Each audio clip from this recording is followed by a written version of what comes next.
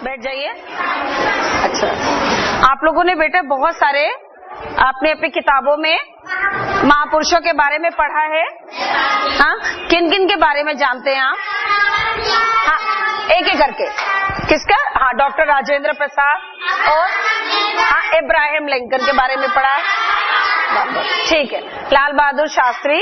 और ये सब आपको मालूम है कि एक साधारण परिवार से थे और किस तरह से ये एक अच्छे पद पे पहुंचे हैं, एक अच्छे इंसान थे, राष्ट्रपति के पद पे थे, कोई प्रधानमंत्री बना था, है ना। इनके बारे में आपने जाना है।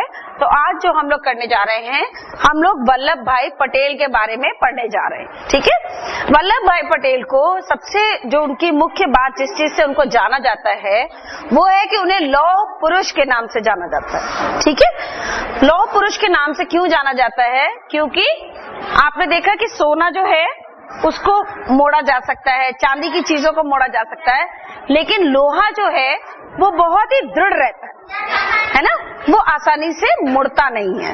तो लौह पुरुष इनको इसलिए कहा जाता था कि इनके जो अटल दृढ़ता जो इनमें थी, कि अटल रहते थे किसी भी बात पे, जो वो सोचते थे वही करते थे, है ना। तो इसलिए उनको लोहे की तरह माना गया और उन्हें लौह पुरुष के नाम से जाना जाता है।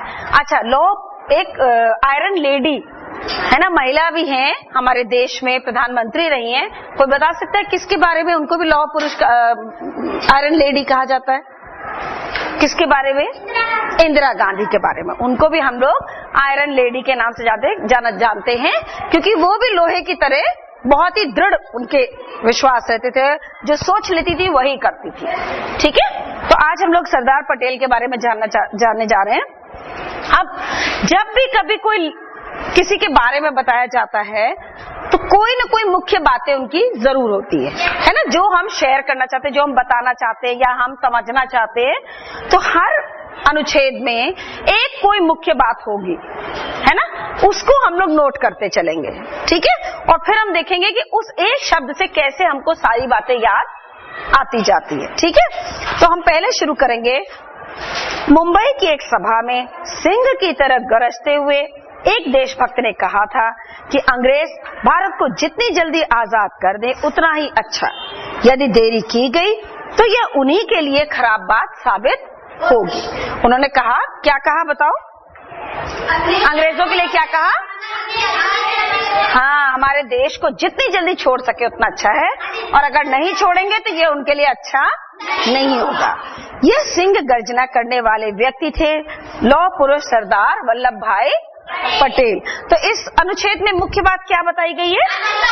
सभा के बारे में बताया गया। तो हम केवल सभा वर्ड यूज करेंगे तो हमें पूरा पैराग्राफ याद आ जाएगा कि हमने वल्लभ भाई पटेल ने सभा में क्या कहा था। ठीक है, हाँ। अब बेटा, ये वो समय था जब अंग्रेज हमारे देश पर राज करते थे, और अंग्रेज जब हमारे देश में आए थे तो वो ऐसे ही नहीं आ गए थे, वो हमारे देश में व्यापार करने आए थे, है ना।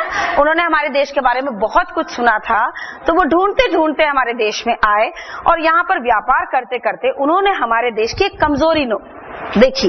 उन्होंने देखा कि दो राजा जो हैं आपस में सब लड़ते ही रहते हैं, तो उन्होंने इस चीज का फायदा उठाया और उन्होंने क्या किया, दो राजाओं के बीच में से एक की तरफ हो जाते थे और लड़वाते थे, और फिर दूसरे को दबा के उसका राज ले लेते थे। और धीरे धीरे वो इस तरह से पूरे देश में छाते चले गए, और उनको पता था यहाँ पे जो लेबर है ना, जो मजदूरी है वो बहुत सस्ती है, कच्चा माल यहाँ बहुत आसानी से मिलता था, है ना। तो यहाँ का माल लेकर के वो अपने देश में भेजते थे, वहां पे वो उसको माल बनवाते थे, कपड़ा बनवाते थे या कोई भी सामान बनवाते थे, और फिर हमारे देश में हमें वही हमारा चीज जो है जो हमें महंगे दाम में खरीदना पड़ता था।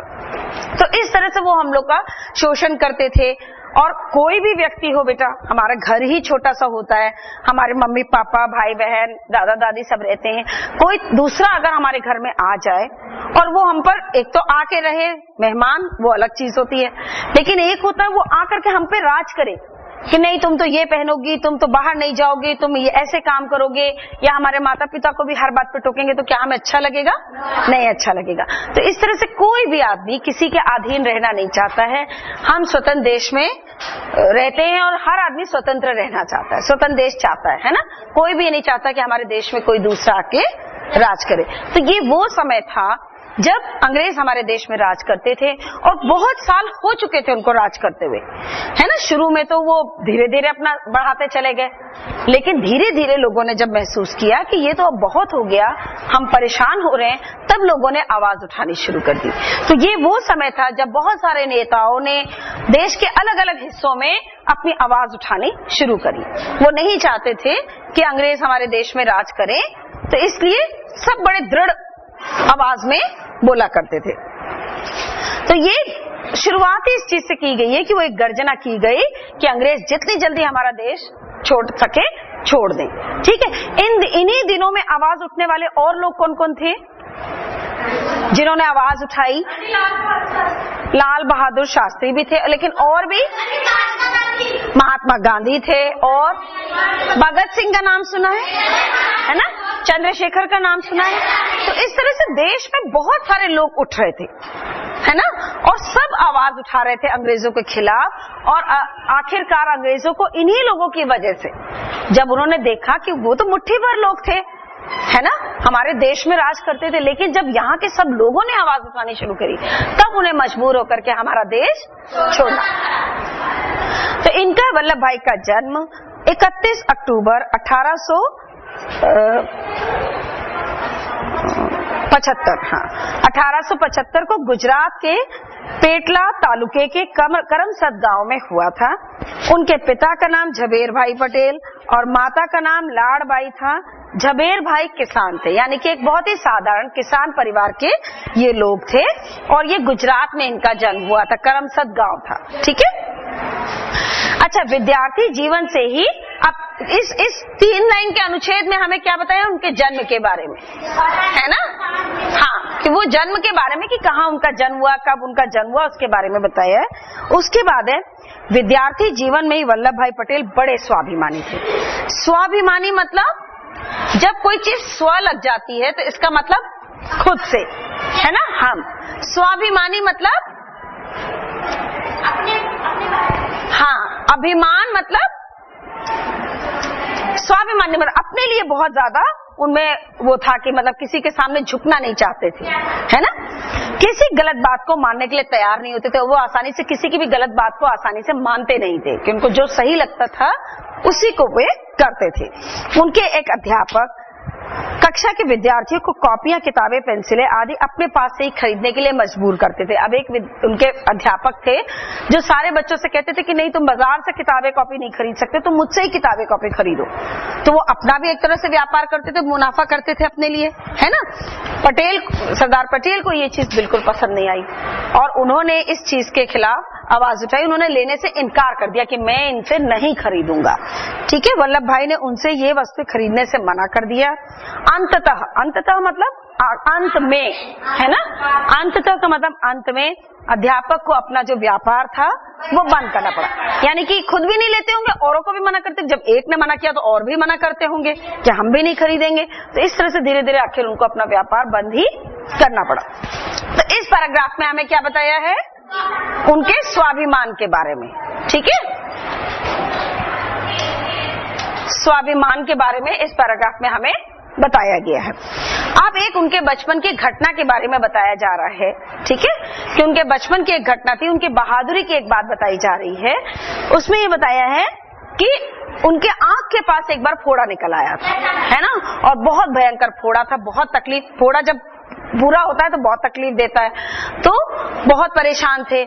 तो उनको किसी ने ये सलाह दिया कि अगर इसको दाग दिया जाए, है ना, अगर इसको किसी गर्म चीज से छू दिया जाए तो ये फूट जाएगा, और जब मवाद वगैरह सब वो निकल जाता है, उसकी गंदगी, तो वो फोड़ा ठीक हो जाता है, दर्द उसका कम हो जाएगा।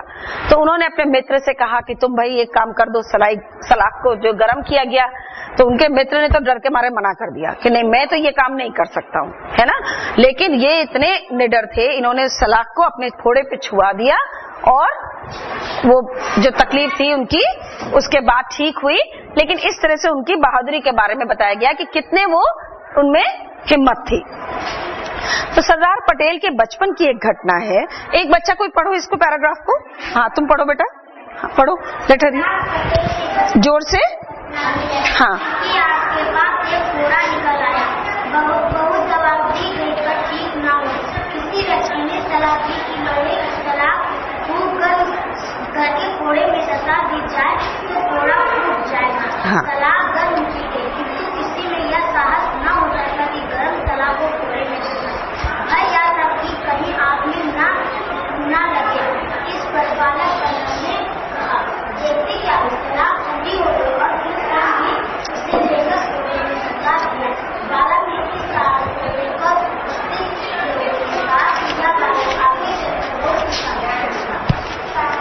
यही बात सच जीवन भर।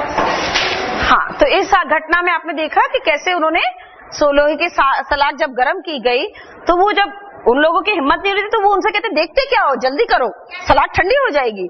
और फिर भी उनकी हिम्मत नहीं हुई तो उन्होंने खुद ही उसको लेके अपनी आंख के पास छुआ दिया, उसको धसा दिया और उससे फोड़ा फूट गया। तो इस तरह से उनके साहस का परिचय दिया गया है, ठीक है। और जिससे लोगों ने ये कहा कि ये बच्चा आगे चल के बहुत साहसी होगा, और जो बात बिल्कुल सही निकली, ठीक है। तो इस पैराग्राफ में मुख्य बात क्या बताई गई है आपको? उनके साहस के बारे में, ठीक है, उनके साहस के बारे में बताया गया, ठीक है। तो अब एक शब्द से आपको सब चीजें याद आती जा रही हैं, ठीक है। 22 वर्ष की उम्र में उन्होंने नाडियाड स्कूल से मैट्रिक परीक्षा पास की। मैट्रिक बेटा किसको कहते हैं? हाँ 10वीं। हाँ 10वीं की जो क्लास होती है, कक्षा जो पास करते हैं, जो आप लोग बोर्ड एग्जाम पास करते हैं, यूपी बोर्ड का एग्जाम पास करते हैं, उसको मैट्रिक की परीक्षा कहते हैं। तो उसको उस समय पे मैट्रिक कहा जाता था। फिर मुख्तारी परीक्षा पास करके गोधरा में मुख्तारी करने लगे। कुछ समय बाद वल्लभ भाई वकालत पढ़ने के लिए विदेश गए। विदेश किसको कहते हैं? देश मतलब अपना और विदेश मतलब, है ना, देश तो कोई भी हो सकता है, स्वदेश अपना और विदेश दूसरा, ठीक है। तो विदेश चले गए और क्या पढ़ने के लिए गए थे? वकालत क्या होती है, कोई बताएगा? जो फैसला, जो वकील जज होते हैं, है ना। आपने पंच परमेश्वर कहानी में पढ़ा था कि वहां पे पंच परमेश्वर जो थे वो न्याय किया करते थे। और आजकल क्या होता है, कोर्ट होते हैं, वहां पे जज होते हैं, है ना, वकालत की जाती है, वो लोग फैसला करते हैं अगर कोई गलत काम होता है। वहां उन्होंने बहुत सादा जीवन व्यतीत किया। वो बहुत ही सादा जीवन व्यतीत करते थे। विदेश जाने के बावजूद भी वह अपना सारा समय अध्ययन में ही लगाते थे। जहां वह रहते थे वहां से पुस्तकालय 11 मील दूर था। 11 मील बहुत होता है बेटा। वह नित्य प्रति सवेरे उठकर उस पुस्तकालय में जाते और शाम को पुस्तकालय बंद होने पर ही वहां से उठते। अपने इसी अध्ययन के फलस्वरूप वह उस साल की वकालत की परीक्षा में सर्वप्रथम रहे। इस पर उन्हें 50 पाउंड का पुरस्कार भी मिला। अब ये जो थे विदेश चले गए थे, वहां पे तो कोई नहीं होता आपको देखने वाला, चाहते तो मौज मस्ती भी कर सकते थे, लेकिन ये 11 मील दूर पुस्तकालय था, वहां जाते थे और सुबह निकल जाते थे, शाम तक वहीं बैठ के पढ़ते थे, जब तक कि पुस्तकालय के बंद होने का समय नहीं होता था, और खूब मेहनत से पढ़ा करते थे। तो उसका नतीजा क्या हुआ कि वो अपने अध्ययन में बहुत अच्छे रहे और बहुत सर्वप्रथम रहे, और उसमें उन्हें 50 पाउंड का पुरस्कार भी मिला। तो इस पैराग्राफ में मुख्य बात क्या बताई गई है? उनके अध्ययन के बारे में, ठीक है।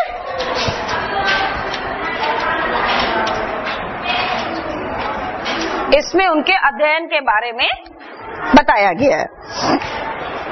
अच्छा, विदेश से लौटकर वह अहमदाबाद में वकालत करने लगे और थोड़े ही समय में अत्यंत प्रसिद्ध हो गए। अत्यंत प्रसिद्ध मतलब बहुत मशहूर हो गए कि वो अपने वकालत वाला काम करने लगे और बहुत ही जल्दी वो मशहूर हो गए। और ये वो समय था जब वो गांधी जी के संपर्क में आए। संपर्क मतलब उनके साथ जुड़े, ठीक है। उन्होंने वकालत छोड़ दी और पूरी तरह तन मन धन से देश की सेवा में जुट गए। तो यहाँ पे उन्होंने क्या बताया उनके बारे में? कि वो गांधी जी के संपर्क में आए, है ना, कि गांधी जी के संपर्क में कैसे आए, है ना, गांधी जी के संपर्क में आए। ठीक है। हाँ, अब अगर हम किताब बंद भी कर दें, मान लीजिए हम इस समय किताब बंद कर देते हैं, तो ये इतने शब्द देख करके आपको सारी बातें याद आ जाएंगी, है ना। अच्छा, सभा के नाम पे कोई बच्चा बताओ क्या बात याद आती है, खड़े होके बताओ। हाँ,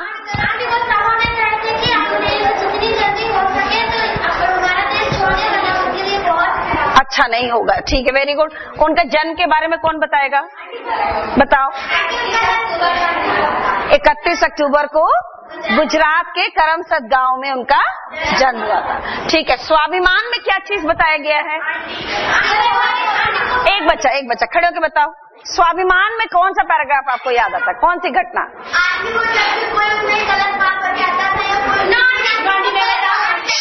वेट, हाँ बताओ।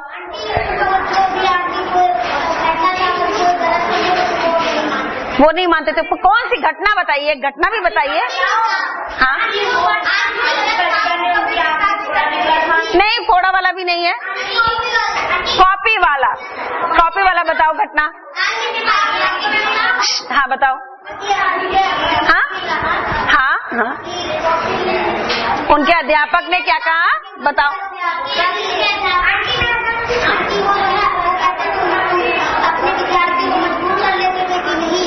हम इसे कॉपी किताबें खरीदनी है और इसके लिए उन्होंने हाँ अपना काम चलाते थे, तो इसके लिए उन्होंने मना कर दिया, तो आखिर उस अध्यापक को अपना व्यापार बंद करना पड़ा। ओके। उसके बाद साहस में क्या बातें याद आती है, उनके फोड़े वाली घटना। ठीक है, बताओ जरा क्या था। हाँ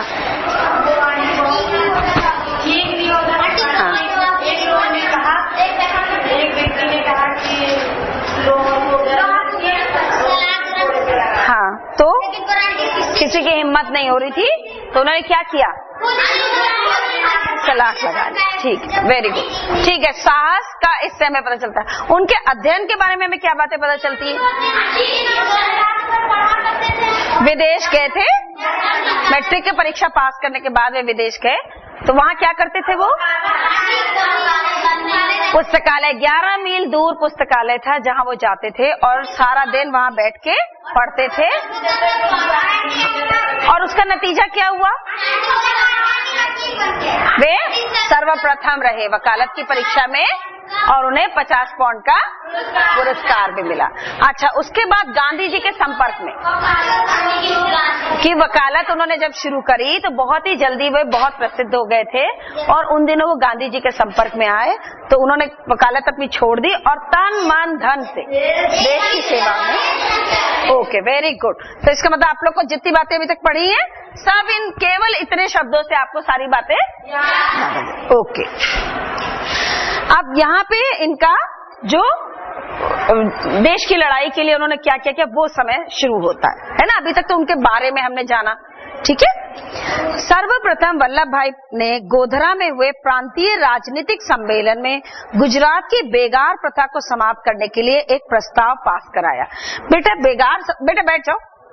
बेगार प्रथा एक सामाजिक बुराई थी, इसके अंतर्गत यहाँ के लोगों से काम कराया जाता था और बदले में उन्हें कुछ नहीं दिया जाता था, है ना। आपको मालूम है कि कानूनन जुर्म है, आप किसी से कोई काम कराएं और उनको पैसा न दें, ये गलत काम है, ये हम नहीं कर सकते हैं, है ना। लेकिन अंग्रेज लोग ऐसा ही करते थे, उस समय पे यही होता था, इसको बेगार प्रथा कहते हैं, और इसके अंतर्गत लोगों से काम कराया जाता था लेकिन उनको उसके बदले में कुछ भी नहीं दिया जाता था। तो सरदार वल्लभ भाई पटेल ने इसके खिलाफ आवाज उठाई। उनका कहना था कि यदि कोई व्यक्ति काम करता है तो उसको उसका जो भी उसका पैसा बनता है वो उसे मिलना चाहिए। तो उन्होंने सबसे पहले गोधरा में प्रांतीय राजनीतिक सम्मेलन में, है ना, जो सम्मेलन हुआ वहां का, प्रांत मतलब उसी प्रांत का, ठीक है, गुजरात प्रांत का, तो उसमें बेगार प्रथा को समाप्त करने का उन्होंने एक प्रस्ताव रखा कि ये प्रथा समाप्त हो जानी चाहिए। इस सम्मेलन में पहली बार भारतीय भाषाओं का प्रयोग किया गया।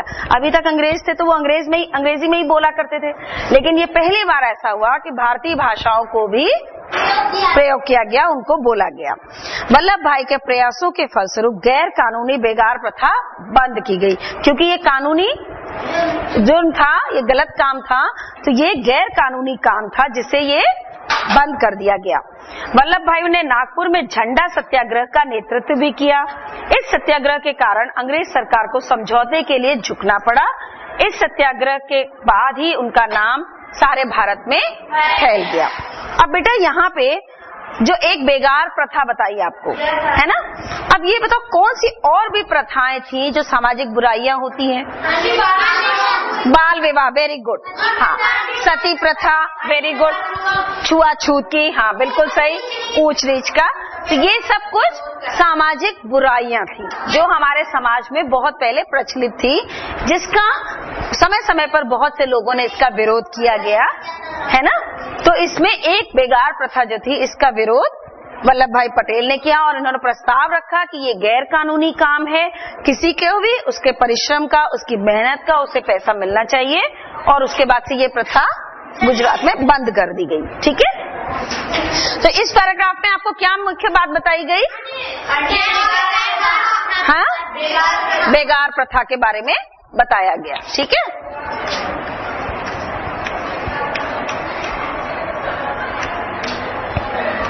बेगार प्रथा के बारे में बताया गया, और मुख्य बात इसमें ये बताई गई है कि वल्लभ भाई का पटेल का नाम कैसे मशहूर हुआ, लोग उनके बारे में जानने लगे।